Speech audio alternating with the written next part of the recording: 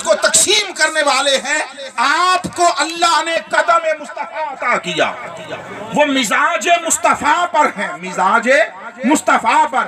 اس کا معنی یہ ہے کہ وہ جتنے انبیاء کی طبیعت، اوصاف، مزاج وجود مصطفیٰ میں اکٹھے ہوئے تھے، وہاں سے ہر ایک کو ایک ایک دو دو کی شکل میں ملا، وہ تمام انبیاء کے مزاج کا فیضان بواسطہ مصطفیٰ پھر یکجا کر کے وہ دامن سیدنا غوث العظم سے ڈال دیا۔ سبحان اللہ، سبحان اللہ۔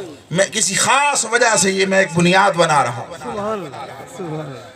یعنی یوں سمجھیں اللہ رب العزت نے انسانی معاشرے میں جتنے مزاج حسن اخلاق کے اعتبار سے وجود میں آنے تھے وہ پہلے انبیاء میں بکھیرے، پھر مصطفیٰ میں اکٹھا کیے، پھر مصطفیٰ کی نسبت سے ان کو مزید کمال عطا کر کے نکھار کے حضور کی امت میں بانٹا، حضور کی امت کے اولیاء کو مزاج عطا کیے۔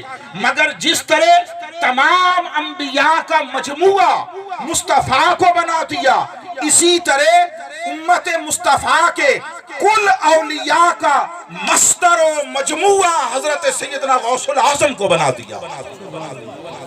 اب وہاں سے اکٹھا ہو کر ذات مصطفیٰ میں سب کچھ آیا، اور اولیاء کی دنیا میں پھر ذات مصطفیٰ سے سارا اکٹھا سیدنا غوث العظم کو ملا، اور یہاں سے امت میں تقسیم ہوتا رہا۔ یعنی گویا پہلے وہ منتشر تھا، ذات مصطفیٰ میں یکجا ہوا، اور یکجا ہو کر سیدنا غوث العظم کو ملا، وہاں سے پھر امت مصطفیٰ میں منتشر ہو گئے۔ تو یہ بکھیرنے اور سمیٹنے کا ایک الوہی انتظام ہے۔ واہ واہ، یہ کثرت و وحدت کا ایک حسین انتظام ہے، اظہار ہے۔ درست؟ اب سنیے، جس طرح اولیاء پچھلے انبیاء کے قدموں پر تھے، اس امت میں پھر طبق انسان افراد حضور کی امت کے وہ جس ولی سے جڑتے ہیں اس ولی کے مزاج کو انہیرٹ کرتے ہیں، ورثے میں پاتے ہیں، اور اس ولی کے ذریعے اور مصطفیٰ کے ذریعے اور حضور سیدنا غوث العظم کے ذریعے اس نبی کے ساتھ بھی جڑے ہوتے ہیں۔ یہ ایک رشتہ ہے، چین ہے۔ مگر جس طرح سیدنا غوث العظم وہ قدم مصطفیٰ پر ہیں اور کل فیض اور انبیاء کا مجموعی طور پر پاتے ہیں، جسے قدم سیدنا غوث العظم نصیب ہو جائے اسے بھی اسی طرح مجموعی طور پر کل انبیاء کا فیض بواسطہ غوث العظم نصیب ہوتا۔ وہاں سے بھی پھر کسی کو ایک ایک دو دو کی شکل میں، کسی کو کل مجموعے کی شکل میں عطا ہوتا ہے۔ حاضرین محترم، ہر زمانے میں کئی لوگ ایسے ہوئے ہوتے ہیں ہر دور میں، مگر ہم جس دور میں ہم نے اپنے دور کی بات کرنی ہے، ہم نے اپنے زمانے کی بات کرنی ہے۔ آج کے دور میں اللہ رب العزت نے اپنے خصوصی فضل سے انتخاب کرتے ہوئے، چناؤ کرتے ہوئے، منتخب کرتے ہوئے جس جگہ کو، جس ذات کو، جس وجود کو چنا اور چن کر قدم غوث العظم پر اور قدم مصطفیٰ پر ڈالا، وہ ذات کی شکل میں شیخ الاسلام ہے، وہ مقام کی شکل میں منہاج القرآن ہے۔ اس کا عمدہ اظہار اپنی اپنی ترجیحات ہوتی ہیں۔ مجھے فیضان غوث العظم اور قدم غوث العظم پر ہونا اور ان کے ذریعے قدم مصطفیٰ پر ہونا، اس کا سب سے عمدہ اظہار حضور سیدی شیخ الاسلام کی زندگی میں نظر آیا، جب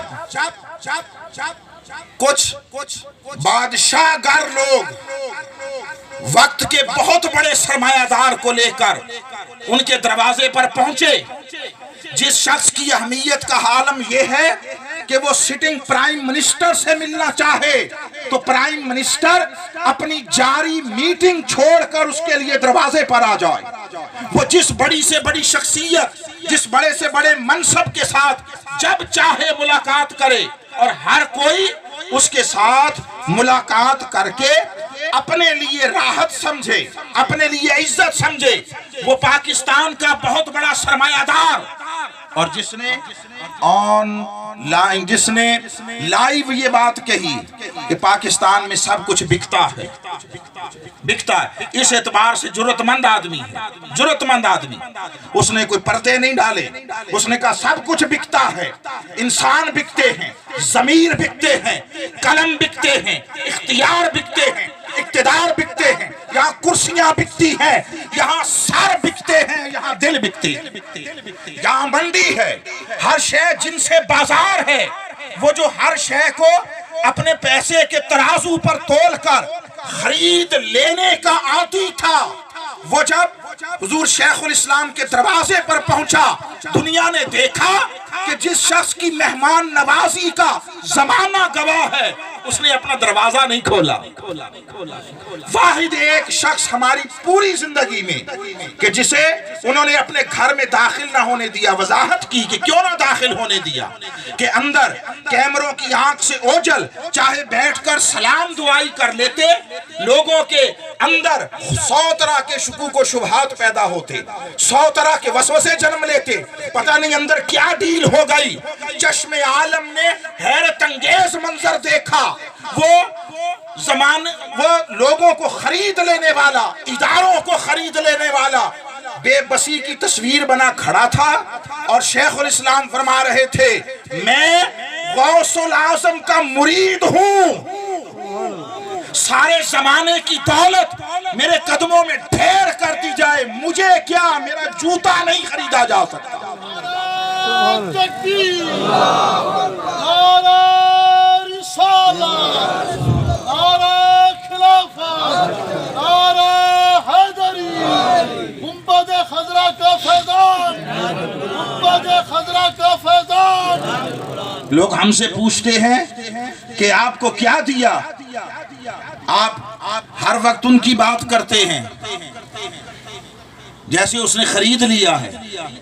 ہم کہتے ہیں ہاں خرید لیا ہے اس نے، ہم بک گئے ہیں اس کے ہاتھ پر، اس اعتماد کے ساتھ بک گئے ہیں کہ وہ دنیا کے بازار میں نہ خود بکتا ہے نہ ہمیں بیچتا ہے، وہ خود بھی بازار مصطفیٰ میں بے مول بک گیا ہے، بازار مصطفیٰ میں بک گیا، اور جو اس کے ہاتھ کے سکے ہیں وہ بھی بازار مصطفیٰ کی جن سے گرام آیا ہے۔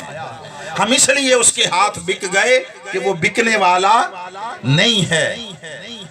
رہی تہمتیں، یاد رکھیے تہمتیں وہ انبیاء پر لگی، وہ مصطفیٰ پر لگی۔ اللہ فرماتا ہے حبیبی اگر آپ کو جھٹلاتے ہیں تو کیا ہوا، آپ سے پہلوں کو نہیں جھٹلاتے تھے؟ اور یاد رکھ لیجئے جب تک آقا علیہ السلام نے لا الہ الا اللہ کی دعوت دے کر اس نظام کفر و شرک کو، اس نظام ظلم و استحصال کو چیلنج نہیں کیا تھا، للکارا نہیں تھا، اور اس کی جڑ کاٹنے کی بات نہ کی تھی، اس وقت سارے آپ کو الصادق اور امین کہتے تھے، آپ سے اپنے جھگڑوں کے فیصلے کرواتے تھے، آپ کے اوپر اعتماد کرتے تھے، آپ کے سامنے آنکھیں بچھاتے تھے۔ جھگڑا مصطفیٰ کی ذات کا نہ تھا، اس پیغام، اس صدائے کلندرانہ کا تھا جو گرز الہی بن کر ظلم کے ایوانوں پر ٹوٹنے والی، اس کا جھگڑا تھا۔ اس بنا اور پہلی مرتبہ جب حضور پر جھوٹ کی تہمت لگی ہے، یاد رکھیں 40 سالوں میں امکان کذب بھی حضور کی طرف منسوب نہیں ہوا۔ 40 سالوں میں جب کھڑے ہو کر دعوت دی اور قولوا لا الہ الا اللہ فرمایا تو پہلی مرتبہ کہا آپ جھوٹ بولتے ہیں۔ یہ جو جھوٹ کی تہمت تھی یہ اپنی خاطر نہیں لگی تھی، یہ یار کی خاطر لگی تھی، محبوب کی خاطر لگی تھی۔ اس کی خاطر 100 تہمتیں، 100 رسوائیاں، 100 جگ ہنسائیاں عاشقوں کے گلے کا ہار اور سر کا تاج ہوتی ہے۔ ہمیں اس بنا پر کوئی متہم کرے، اس بنا پر کوئی تہمت لگائے کہ اللہ رسول کی بات کرتے ہیں تو بابا 100 بار یہ رسوائیاں قبول ہیں، 100 بار قبول ہیں۔ عشق لفظوں کا نام نہیں ہے، یہ عشق نہیں آسان، بس اتنا سمجھ لیجئے ایک آگ کا دریا ہے اور ڈوب کے جانا۔ ہاں، یہ عشق بچوں کا کھیل نہیں ہے، بچوں کا کھیل نہیں ہے۔ اس سے بڑے بڑوں کا جگر پانی ہو جاتا ہے، پتا پانی ہو جاتا ہے۔ اللہ رب العزت نے اس امت میں فیضان انبیاء کو جو ذات مصطفیٰ میں اوصاف کی شکل میں جمع کیا تھا، پھر حضور سیدنا غوث العظم کی شکل میں اس کی ترسیل اور تقسیم کا انتظام کیا، اور وہاں سے ہر ایک کو اپنے مزاج اور ظرف کے مطابق ملتا ہے۔ پھر کوئی ایسا بھی ہوتا ہے کہ جسے پکڑ کر قدم مصطفیٰ پر ڈال دیتے ہیں اپنے ساتھ۔ حضور شیخ الاسلام اور منہاج القرآن اللہ رب العزت کے اسی خاص فضل کا اظہار ہیں، اس کا انعام ہے، اس کا احسان۔ پھر اللہ رب العزت نے فرمایا اللہ یجتبی الیہ من یشاء، اللہ جس کو چاہتا ہے چن لیتا ہے۔ اس میں چنے جانے والے کے اپنے کسب کا دخل نہیں ہوتا۔ واللہ یختص برحمتہ من یشاء، اللہ